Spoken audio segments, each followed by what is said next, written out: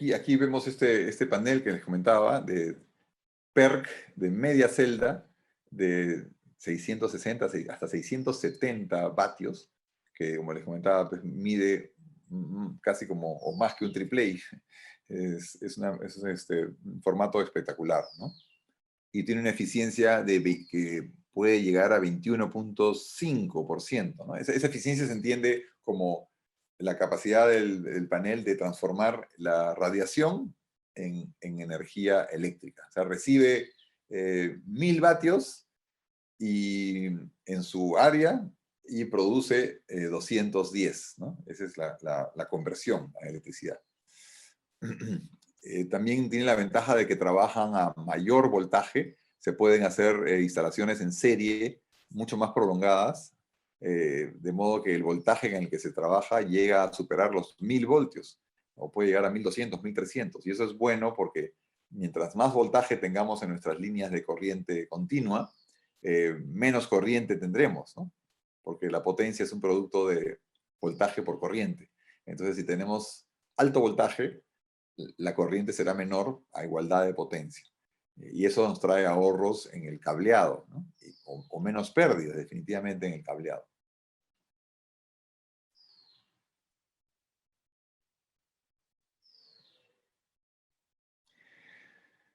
En cuanto a los controladores fotovoltaicos que se incorporan a las microredes, bueno, antiguamente existían los PWM, los que trabajan con ancho de pulsos, ¿no? PWM significa Pulse Width Modulation.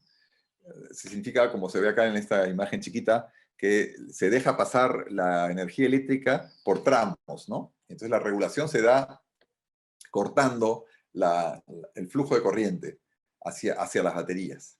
Pero se está conectando el panel solar a la batería, o el arreglo solar a la batería. Entonces la batería gobierna los voltajes a los que trabaja el panel solar.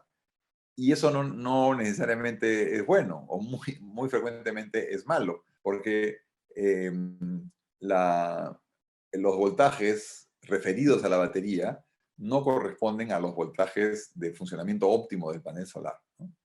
Vemos aquí los gráficos de corriente y voltaje de los paneles, ¿no? Típicos. Esta línea, aquí están montados dos gráficos en uno, ¿no? Los gráficos horizontales que después decaen son los gráficos de corriente versus voltaje, ¿no? Es el comportamiento típico de las celdas solares a diferentes radiaciones. Esto es 1000 vatios por metro cuadrado, que es cerca de lo máximo que se puede esperar en la superficie de la Tierra, y aquí ya se muestran menos intensidad de radiación, 800, 600, que sería equivalente pues a tener algunas nubes o tener el sol ya un poco declinado, ¿no? En simultáneo se muestra en este gráfico la potencia. La potencia, siendo el producto del voltaje por la corriente, tiene este comportamiento. Empieza en cero, en este gráfico, sube a un máximo y luego decae nuevamente a cero, ¿no? Aquí tenemos el voltaje de circuito abierto con corriente, perdón, aquí tenemos la corriente de cortocircuito con voltaje nulo. Por lo tanto, la potencia es nula, porque voltaje cero por corriente, cualquier valor es cero. Y aquí, en el otro extremo del gráfico, tenemos el voltaje de circuito abierto con corriente nula. Por lo tanto, la potencia otra vez es nula, ¿no? En el medio, no en el medio, sino en algún punto intermedio, tendremos la mejor combinación de voltaje por corriente que nos da como máximo de producto, ¿no? La mejor combinación que maximiza el producto corriente por voltaje. Ese es el punto de máxima potencia. Entonces, como se ve en este gráfico, cuando usamos la tecnología PWM, podemos estar muy lejos del punto de mejor potencia, ¿no? ¿Por qué? Porque la batería es la que gobierna a qué voltaje vamos a estar, y la batería opera en un rango limitado. La tecnología MPPT, Maximum Power Point Tracking, es muy superior, y lo que hace es pues independizar los parámetros de voltaje y corriente de cara a la batería y de cara al panel solar. Entonces busca el mejor punto para el panel solar y también transforma esa corriente y ese voltaje en parámetros aptos para cargar las baterías, ¿no? Tanto en voltaje como en corriente. Entonces hace una verdadera intermediación. No es que conecte y desconecte solamente la batería, que es algo muy rudimentario, sino que separa los dos mundos y hace una mejor la gestión óptima hacia el panel solar, buscando su punto de máxima potencia, y traduce eso en una corriente y un voltaje que son también buenos para la carga de la batería. Actualmente, antes los MPPTs eran más costosos y no se conseguían tal vez. Ahora yo considero que no tiene ningún sentido usar tecnología PWM porque la tecnología MPPT ha bajado también muchísimo de costo y está más asequible, y no tiene pues mucho sentido ahorrar en el controlador porque ponemos paneles solares y después le ponemos un controlador mediocre que usa mal el recurso fotovoltaico. Entonces mejor ponemos paneles solares y los manejamos lo mejor posible con un buen controlador, ¿no? Si no, estamos haciendo como engañándonos a nosotros mismos, ¿no? Ahorrando, entre comillas, en el controlador, que lo que está haciendo es desperdiciar nuestros paneles solares, que nos ha costado mucho ponerlos, ¿no? Y de repente tenemos un área limitada para los paneles solares, no podemos poner más porque nuestro techo no da para más. Entonces, usar mal el área disponible porque estamos con un control que no hace el trabajo del todo bien, no hace mucho sentido, ¿no? Es un muy mal ahorro. Además, los controladores MPPT permiten mayor libertad en la conexión de los paneles solares y trabajar con voltajes muy por encima de los voltajes de la batería, ¿no? Por ejemplo, típicamente para cargar baterías de 48 voltios podemos usar combinaciones de paneles solares en serie y paralelo que producen voltajes que exceden los 130 voltios, ¿no? Que podría parecer como, pero ¿cómo es posible cargar una batería de 48 con unos paneles que están trabajando a 130 voltios? Bueno, es que el controlador MPPT separa, nunca deja pasar esos 130 voltios hacia la batería, hace una conversión. Tiene en su interior tiene un convertidor DC-DC, ¿no? Convierte corriente continua a otros parámetros de corriente continua. Entonces es realmente muy bueno, ¿no? Y además, si es un controlador de calidad, hace un proceso de carga hacia la batería óptimo, ¿no? Y cuidadoso para que la batería no sufra, porque eh, según los fabricantes de baterías, el daño que se produce a las baterías es mucho más frecuente que se dé durante la carga que durante la descarga. Es un mal proceso de carga que daña más las baterías que un proceso un poco agresivo de descarga, ¿no?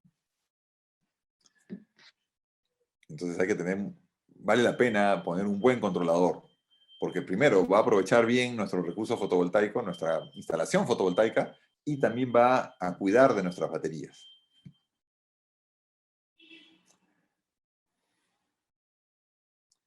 Aquí vemos pues, más de cerca un controlador, en este caso un Victron.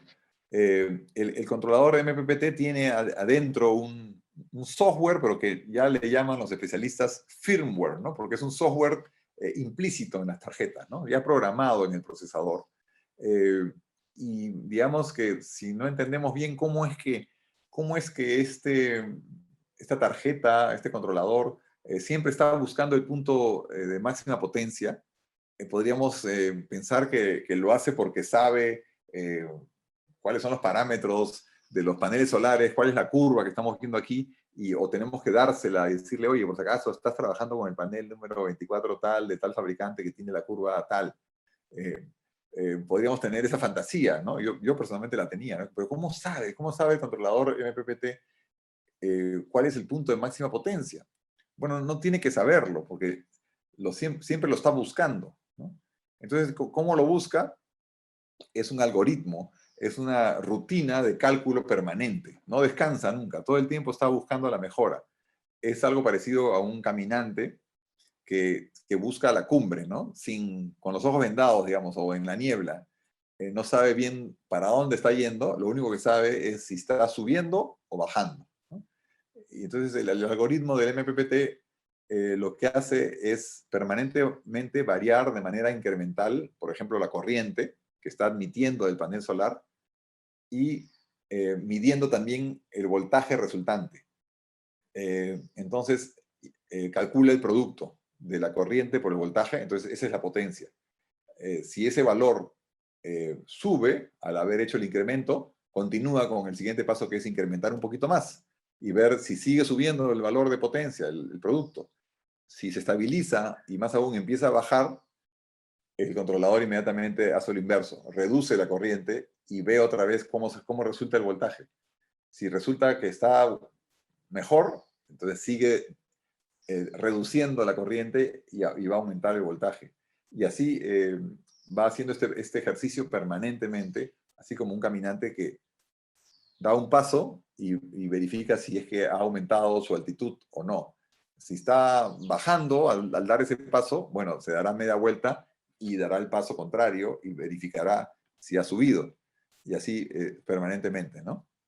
Y no importa si la montaña cambia de forma, el caminante siempre va a buscar la cumbre y va a llegar a ella, ¿no? Con ese algoritmo.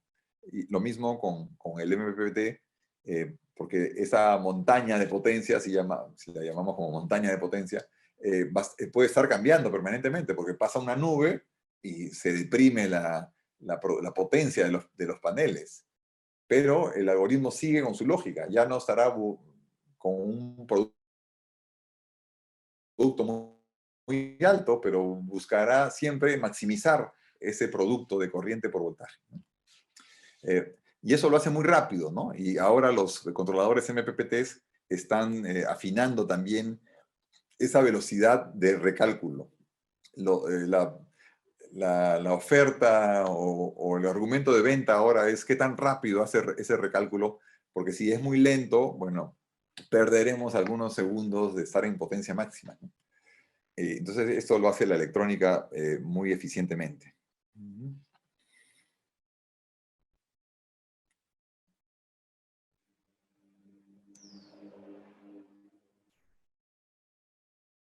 Y bueno, entonces configuraremos podemos entender nuestro sistema fotovoltaico de esta manera, ¿no? Hasta sin considerar todavía el inversor, tenemos el arreglo fotovoltaico, tenemos que tener un interruptor fotovoltaico.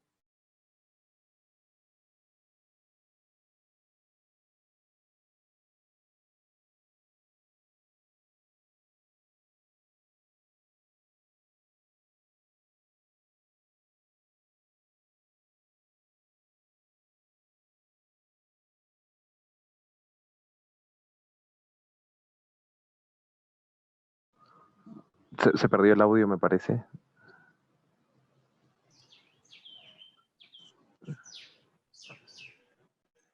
Se fue. Se fue momentáneamente la señal.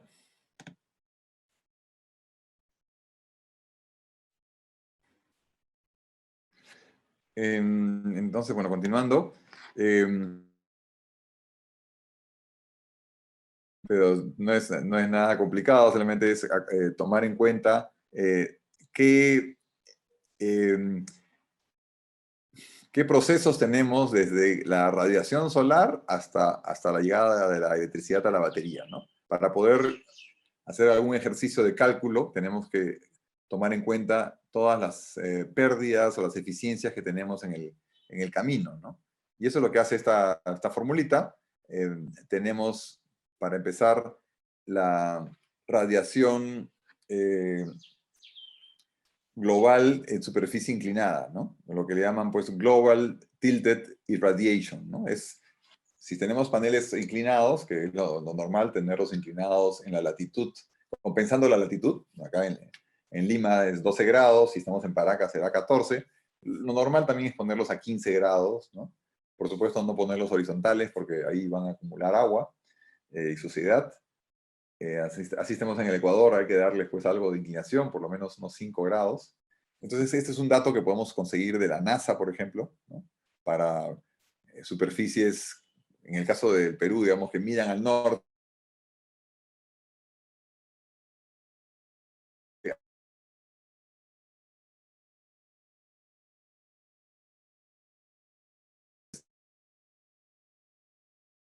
¿no? Porque esto está en vatios por metro cuadrado, o sea que es instantáneo.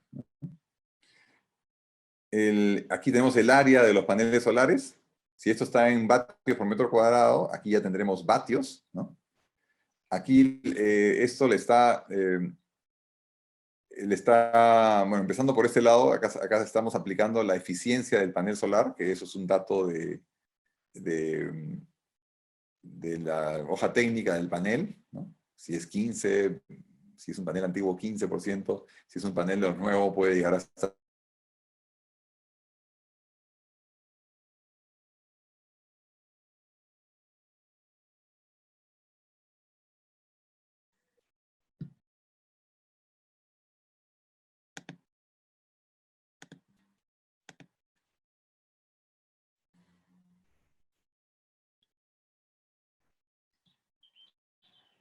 A ver, estamos que se nos va un poco la señal. Aquí tenemos o sea, repitiendo, ¿no? Tenemos la eficiencia de conversión de la radiación a electricidad del panel solar. Aquí tenemos la eficiencia del controlador MPPT, ¿no? Esa electrónica no es, pues, no hace el trabajo gratis, de todas maneras pierde algo de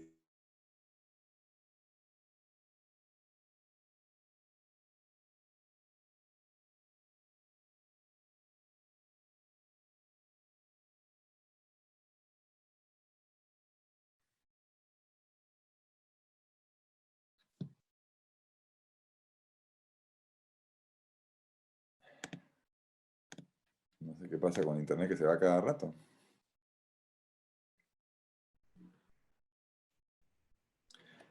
Bueno, a ver si tenemos un poco más de continuidad. Aquí tenemos entonces la eficiencia la conversión fotovoltaica. Acá tenemos la eficiencia del controlador. Aquí tenemos un factor de envejecimiento. Los paneles solares en promedio pierden 1% de eficiencia al año. Entonces tenemos que tener en cuenta aquí cuántos años tiene nuestra instalación para aplicarle ese factor de envejecimiento.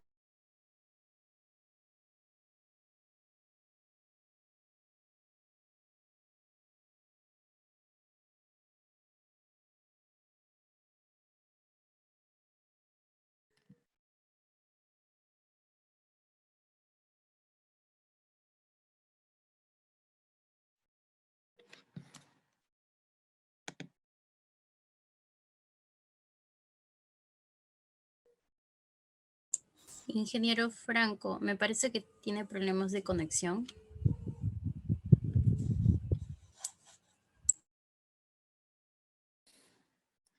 Sí, sí, hola. ¿Se me decían algo? He cambiado a mi teléfono, a internet, a ver si va mejor. Sí, ahora sí lo escuchamos mejor, ingeniero. Está un poco inestable, no sé por qué. Sí, de acuerdo, ahora sí. Inestable esto. A ver, si no hay problemas, si podemos retomar esta diapositiva que nos hemos quedado atracados aquí. Entonces tenemos que contabilizar la eficiencia de conversión fotovoltaica, la eficiencia del controlador, cuánto ha perdido el panel solar por envejecimiento, puede ser un 4% si tiene 4 años, en el caso de Paracas es así, cuánto perdemos por suciedad, porque no están pues 100% limpios los paneles, están limpios cuando los ponemos el primer día y cuando los acabamos de limpiar, pero si se limpian cada 30 días tenemos una merma ahí por ensuciamiento, ¿no? Que se llama soiling, ¿no? Por eso un factor de soiling también hay que tener en cuenta. También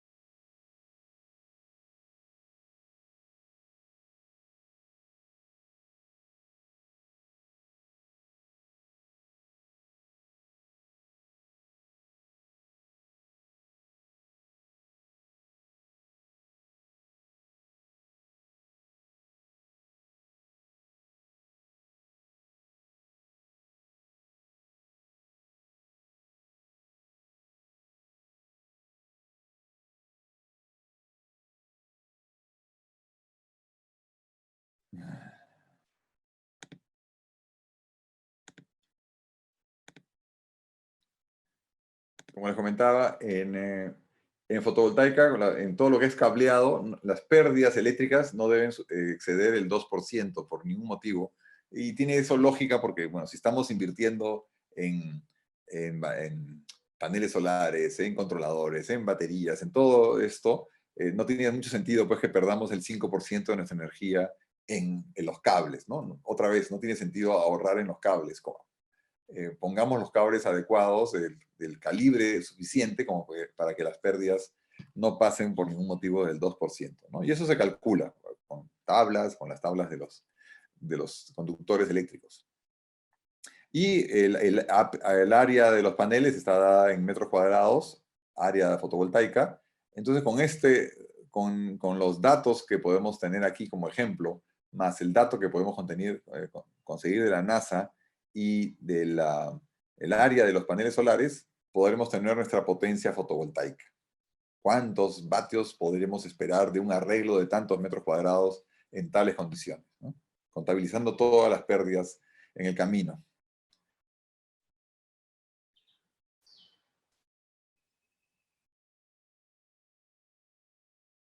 Y la potencia generada por un arreglo fotovoltaico, o sea, estimada, no necesariamente es la potencia que entran a las baterías, ¿no? Podríamos pensar que esa formulita nos va a dar la solución y nos va a decir, bueno, el perfil de la radiación solar es esta de aquí, por lo tanto mis paneles solares me van a dar una curva muy parecida.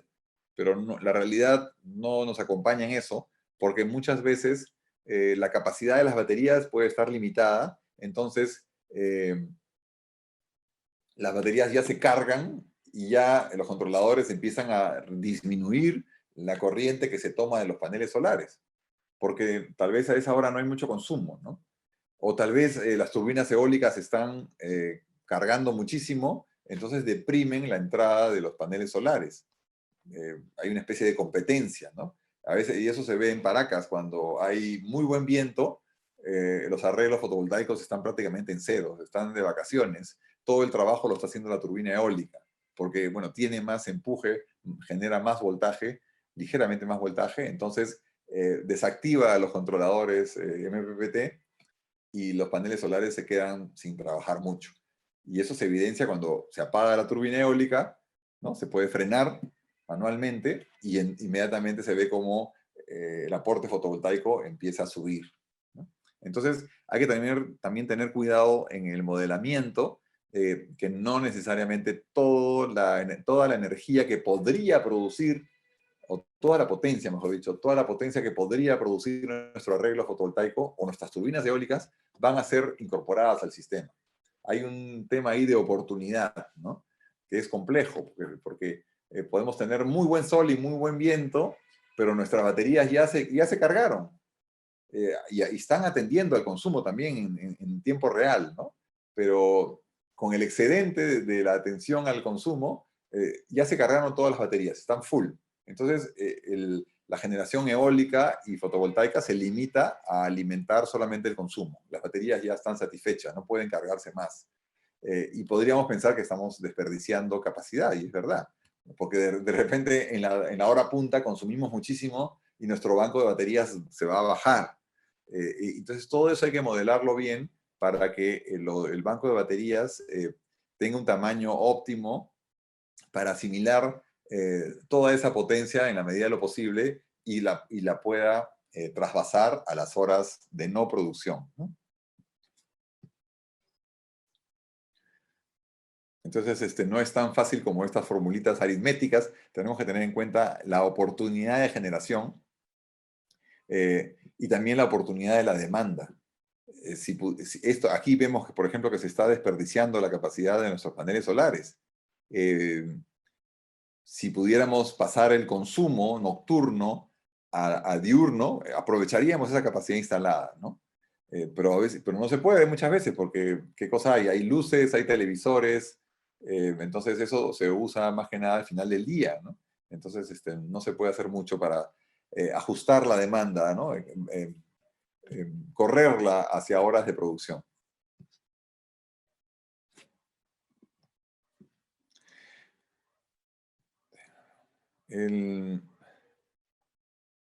Aquí vemos el otro componente importante, que son los inversores, ¿no? Ah, perdón, me pasé. Los inversores, los encargados de convertir la corriente continua de las baterías en corriente alterna que se puede usar pues para aplicaciones comerciales. Antiguamente se podía trabajar, por ejemplo, en corriente continua a 24 voltios. En las instalaciones fotovoltaicas nos quedábamos en 24 voltios y conseguíamos fluorescentes de 24 voltios, refrigeradoras de 24 voltios, licuadoras, televisores de 24 voltios, ¿no? Pero bueno, ese es un problema.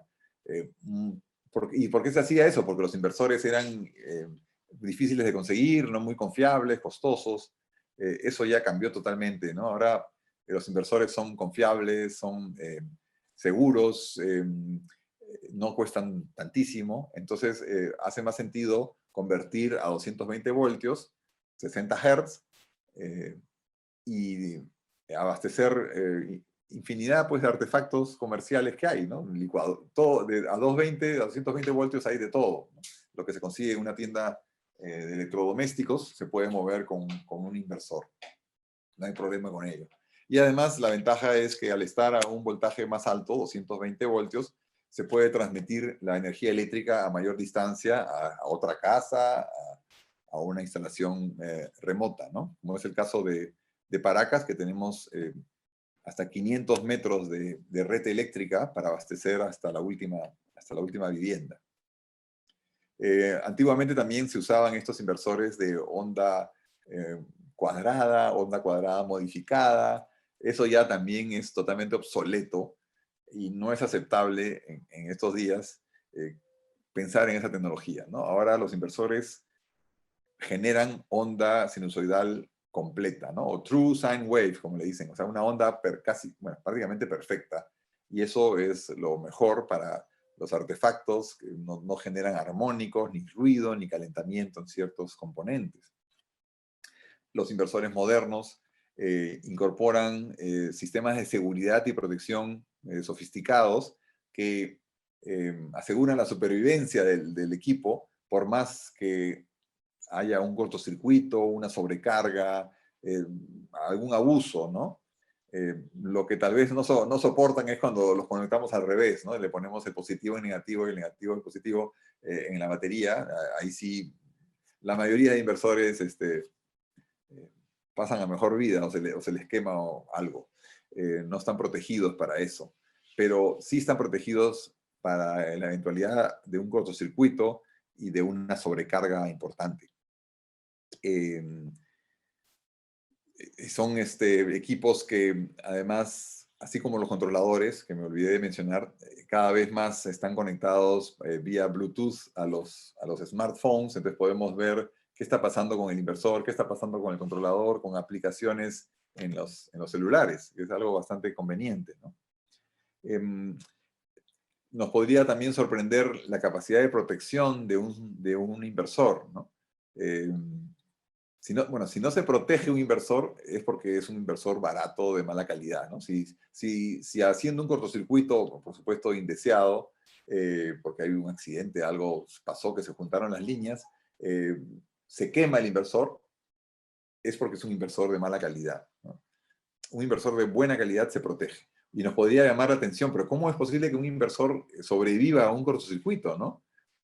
Un cortocircuito es algo, pues, brutal, 220 voltios que chocan con 200, produce una chispa y uno pensaría, bueno, los transistores se quemaron. Pero no, porque estos inversores de buena calidad, sofisticados, con buenas tarjetas de control, trabajan en una escala de tiempo o una escala de frecuencia de 10 o 20 kilohertz, ¿no? Significa esto que para ellos la onda sinusoidal de 60 ciclos por segundo, 60 Hz, es como que toma 1 hora y media, casi 2 horas, en subir y bajar, ¿no? Si nosotros hacemos el traslado de la escala del tiempo y que una milésima de segundo es un segundo, ¿no? Multiplicamos por 10.000 el tiempo, los 60 ciclos por segundo es que sucede un ciclo cada 2 horas, ¿no? En esa escala. Entonces, la tarjeta de control del inversor tiene muchísimo tiempo para tomar decisiones.